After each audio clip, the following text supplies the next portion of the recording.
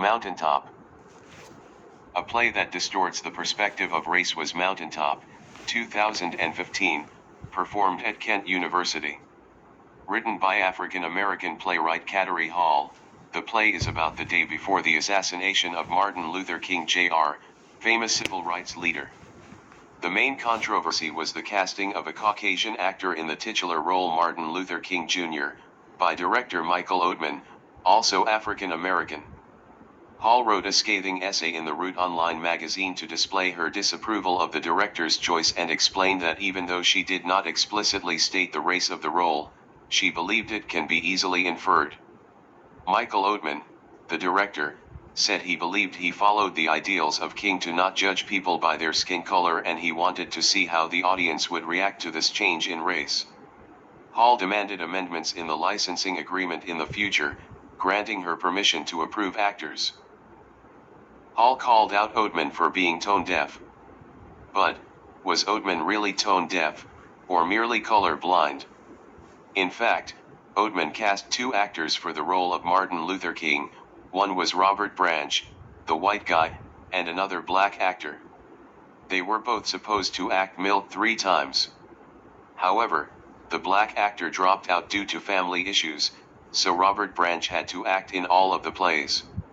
According to Oatman, the audience liked the play and was fully engaged with him despite his race. In fact, only 6 people left in the audience in all the performances.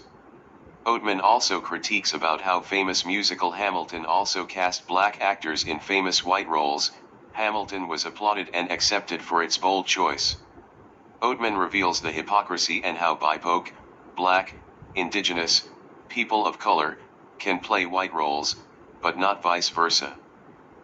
Aaron Delahanty is a modern artist who works on dioramas at the Field Museum, Chicago. He first became interested in making dioramas in elementary school when he made a depiction of 5 New York Native American tribes. The Field Museum is famous for its detailed dioramas, which became popular in the late 19th century, after the concept was created by Carl Akeley. Akeley worked in the Milwaukee Field Museum and was termed the founder of dioramas.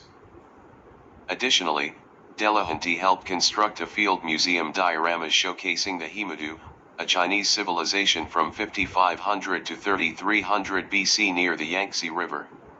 Himadu learned to build homes on stilts. Delahanty placed puddles randomly throughout the village and had people interacting with them. If you look at the backdrop, there's fog in the air. He also built the homes with floorboards made of popsicle sticks, speckling them with red paint to simulate blood stains because people usually went barefoot. Disneyland's Frontierland takes visitors back in time to 18th and 19th century America, from the Mississippi River to Western expansion. It features the Mark Twain ferry boat ride inspired by Walt's favorite author, who once worked as a riverboat pilot along the Mississippi. Interestingly, this is also how famous author Samuel Clemens, his real name, got his pseudonym Mark Twain, which means 2 meters deep. Additionally, there is also a ship named the Columbia, to commemorate the first American ship to circumnavigate the globe. The main attraction is the roller coaster, Big Thunder Mountain Railroad, inspired by the mining in the West and gold rush in California. This was criticized for idealizing the dangerous mines and long work hours workers had to endure. Furthermore, they added a Spanish restaurant to represent the diversity of people that journeyed to the frontiers. Criticisms. Frontierland. This was criticized for idealizing the dangerous mines and long work hours workers had to endure. Furthermore, they added a Spanish restaurant to represent diversity of people that journeyed to the frontiers. Plymouth Patuxent. Criticized for not mentioning the diseases such as smallpox that the Europeans brought with them to the New World. In fact, more than 90% of all natives died due to these diseases. Tisquantum, or Squanto, was a survivor of such diseases, and helped the Pilgrims survive their first winter. I received negative criticism from indigenous activists for not promoting bicultural history as promised.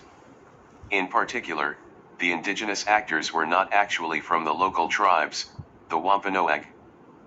Furthermore, the Wetug, traditional huts, were not repaired.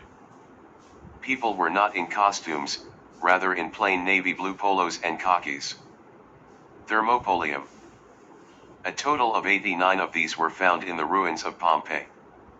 You could still see the remains of the frescoes, which further implies that it was a cozy, yet fancy bar. Dolia, earthenware jars, occupy the recesses in a marble bar stand similar to a modern-day buffet. On the frescoes, Roman gods included Lares, protector of the house, Mercury, god of merchants, and of course Dionysus, god of wine. The Thermopolium included meeting rooms and even sleeping rooms too much like an inn. Also in Pompeii, on Via dell'Abbondanza, most well-known case study, the Thermopolium of Asolina was found. Based on the 3D reconstruction, you can imagine. It was quite a relaxing and entertaining place with comfortable courtyards, amphorae, clay vessels, for wines, funnels, and lamps that illuminated every corner of the room. Graffiti on the wall mentions foreign girls for companionship, as this was a popular city for traders and travelers. Among the best-selling foods in Thermopolias, there was also the Isitia aumentata, aka ancient Roman hamburgers made with minced meat marinated in wine. Criticize of medieval time food. Tomato soup from a can being both not very tasty and historically inaccurate, as tomatoes were only introduced to Europe after Spanish explored Mexico. Titanic last meal. The famed Titanic by the White Star Line met tragedy on its maiden voyage. The ship's first-class passengers were some of the wealthiest and most prominent members of society. A one-way reservation for a luxury parlor suite cost $7,000 then and would be the equivalent of $100,000 today. These high-paying guests were treated to the finest culinary luxuries. Food was no exception. There were multiple dining rooms, a Parisian café where dinners were served by French waiters. A veranda café resembling a tropical destination, with imported palm trees, and a 10,000 square foot dining saloon for 500 guests. Each night the elite were served a lavish meal off silver platters while listening to a 5-piece orchestra. Ms. Walter Douglas, a survivor and first-class passenger, recounted, "We dined the last night in the Ritz restaurant. It was the last word in luxury. The tables were gay with pink roses and white daisies. The women in their beautiful shimmering gowns of satin and silk, the men immaculate and well-groomed. The stringed orchestra playing music from Puccini and Tchaikovsky. The food was superb: caviar, lobster, quail from Egypt, plover's eggs, and hothouse grapes and fresh peaches. 10-course menu. Course. Each course was paired with wine. When the meal was complete, the first-class passengers were offered spirits and cigars. In honor of the centennial year 2012, many restaurants and supper clubs recreated that final meal, but none is as close to the actual event as the Balmoral.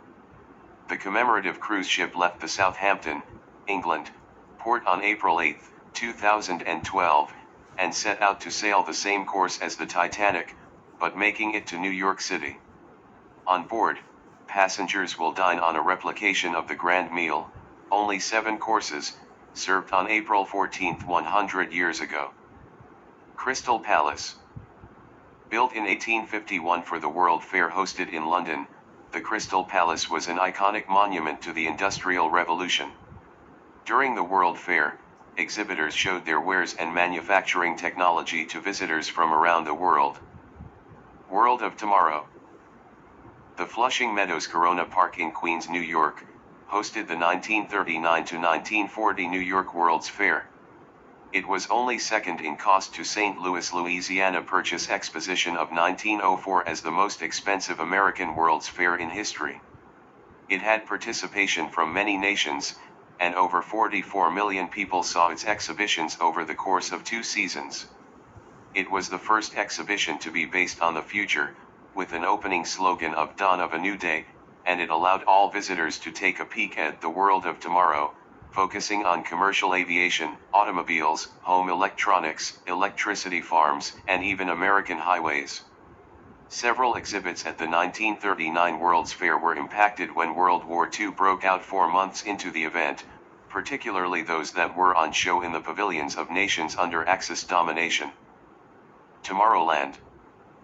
At Disney's Tomorrowland, dedicated to space-themed rides and tours, visitors explore the future with Star Wars and Buzz Lightyear. Not intended to educate, it's just for fun. Renaissance fairs first started in the 1950s with a folk song performer called John Langstaff. Later in 1963, a Los Angeles teacher named Phyllis Patterson set up a Renaissance fair in her backyard as a CalS's activity, attracting 8,000 people through radio fundraiser. Other common education-oriented games include Typing with Mario, Carmen Sandiego, ex-pro thief woman dressed in red that steals famous cultural relics and artworks, and Pompeii Unity. Games not only teaches kids about history, but are probably one of the first sources for kids to learn about important topics. The podcast examines this topic mainly through the video game Kingdom Come Deliverance, a very realistic game that received backlash and criticism for not having any people of color. It is set in Bohemia 1403, an inland city that didn't have maritime trade. The game developers claim they have expert references and promotes the idea of historical authenticity versus 100% historical accuracy. Criticisms of games. Oregon Trail. Criticisms. Previously it had been negatively criticized as promoting imperialism. Ignoring environment issues. Most of all, not painting the right historical picture in regard to Native American. Improvements. The game improved on its character features, by including features and skills. The roadmap is also more dynamic, featuring historical landmarks, geographic terrain, and campsites. Have greater control over your destiny, so advancing in the game is not based on just luck. Native Americans appear as NPCs and also you can play in their shoes. Having indigenous people as NPCs and historical information scattered throughout the trek. Although it is still a game, it does include educational content about historical events, figures, and natural elements that adds to gamers' understanding of the historical period in time. Overall, compared to other kill or rob games, it offers a more educated experience by giving players a glimpse into the American West during the 1800s, including gorgeous graphics, scenic background, and appropriate music. 7 Cities of Gold. Criticisms. The game gets uncanny or politically incorrect. The mini-game ensues in which the player is given a score based on how many settlers they can eliminate. Definitely promoting imperialism, racial discrimination here. Call of Duty. While dates, places, and weapon and character designs are mostly authentic, no one should be using this to learn historical narrative, as it does not include historical information. Is not really how soldiers or special forces fight in wars. Ghost of Tsushima. The incredulous feats that the player's character overcomes are wildly inaccurate. The game features many infuriating boss fights that may seem almost impossible to win after all. Just like in Call of Duty, the game gets the terrain design and general history, dates, major historical events, correct. However, it also features mythical beasts from Japanese folklore, like gigantic snakes and unsightly humanoids. Conclusion: an effective springboard for those wanting to immerse themselves in the history of Tsushima Island, however, contains supernatural narratives that give no insights into the Bushido Code or the Society of Japan. Sid Meier Pirates. While it perfectly captures popular perception of the gentleman pirate, it ignores all the miseries of sailing the seas, an excellent, but repetitive euphemism, putting a pleasant spin on things. It ignores the barbarity of pirates, the sanitary conditions on board, the food, basically everything unpleasant. This is once again a case of video games glorifying certain roles for the purpose of romanticism and money, of course. Assassin's Creed. While some details, such as architecture and clothing, are accurate, other aspects, such as the behavior of characters and portrayal of historical events, are not. This suggests that the game's developers prioritize gameplay and story over historical accuracy, which can result in the inclusion of inaccuracies in the game. Features fictional characters and organizations, such as the Assassins and Templars, that are not based on historical fact. The game takes creative liberties with historical events and figures to fit the game's narrative, making it a work of historical fiction rather than a historical documentary.